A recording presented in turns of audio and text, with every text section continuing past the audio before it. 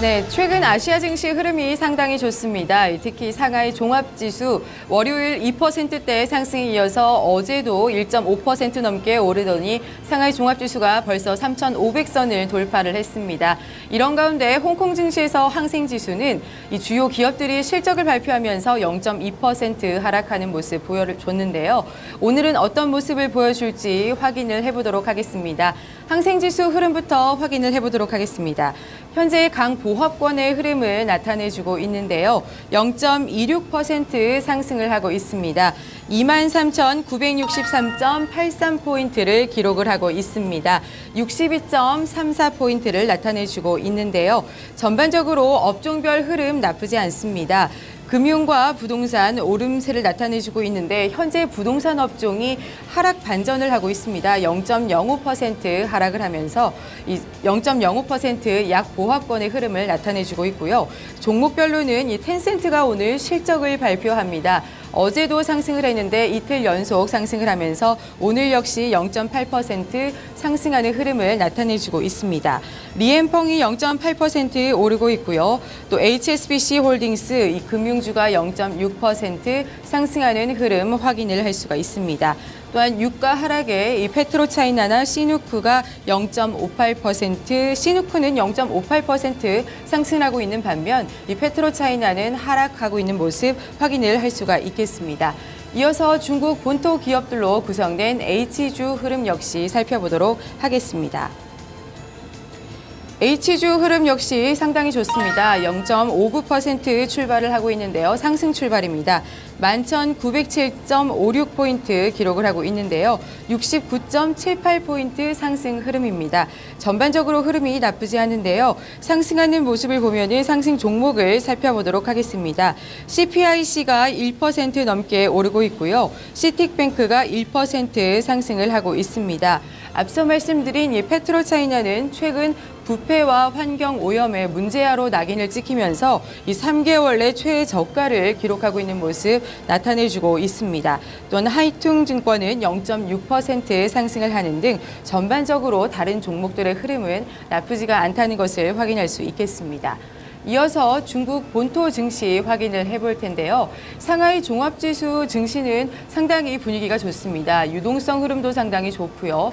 자본시장 개혁 방안이 발표가 되고 리커창 총리의 이 산업 부양책이 발표가 되면서 시장 심리가 상당히 개선이 되고 있는 모습 확인할 수가 있겠습니다. 특히 최근 국유기업과 관련을 해서 이 수장들이 조사를 받고 있는데 단기적으로는 악재지만 긍정적이란 이슈가 나오면서 전반적으로 투자자들이 크게 개의치 않는 모습이 확인이 되고 있습니다. 현재 상하이 종합지수는 어떤 모습을 보여줄지 확인을 해보도록 하겠습니다. 역시 흐름이 나쁘지 않습니다. 0.2%대 강세 출발이 예상이 되고 있는데요.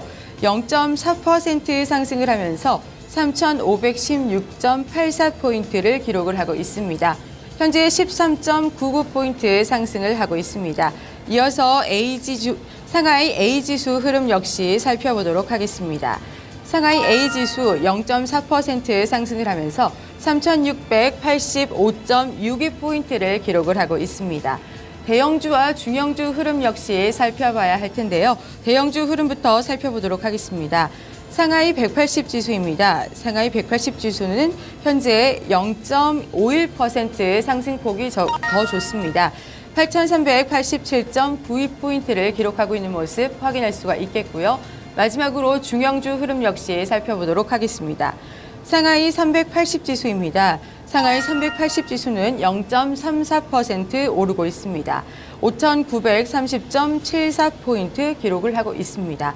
전반적으로 이 상하이 종합지수는 이 대형주와 중형주 모두 고른 상승 흐름을 보여주고 있다는 점을 확인할 수 있겠습니다.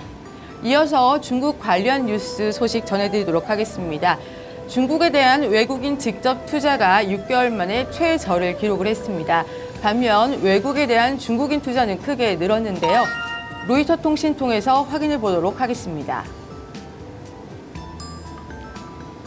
로이터 통신에 따르면 올 들어 1월과 2월 중국의 FDI 외국인 직접 투자 규모는 225억 달러로 지난해 같은 기간과 비교해 17% 증가했습니다.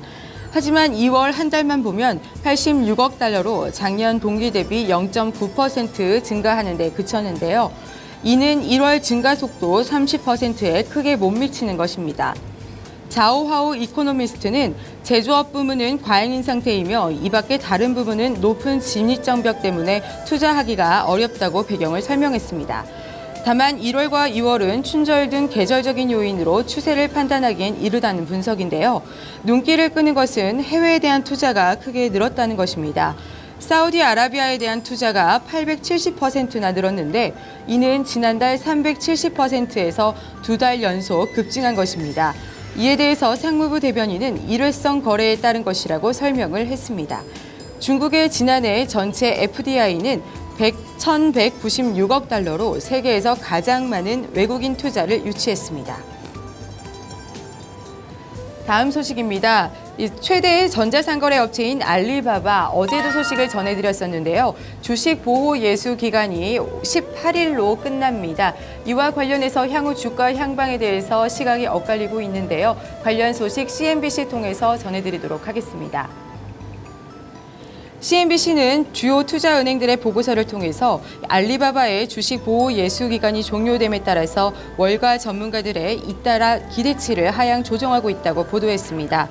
바클레이스는 알리바바의 12개월 목표 주가를 107달러에서 100달러로 하향 조정했는데요. 경쟁사의 위협으로 시장 점유율이 떨어질 수 있으며 성장 가능성 둔화 징후가 뚜렷하다고 진단했습니다. 반면 긍정적인 시각도 있었는데요. 알퀸 자산운용은 리스크가 있지만 장기적으로는 상승할 것이라며 알리바바의 은행 설립과 스냅챗 소셜미디어 투자를 보면 당장 팔고 싶지는 않을 것이라고 말했습니다. 현재 알리바바 직원들이 보유한 자사주 1억 주를 제외하면 시장에 풀리는 주식은 3억 3,700만 주에 달합니다. 지금까지 중국 증시 출발 동향과 관련 뉴스 전해드렸습니다.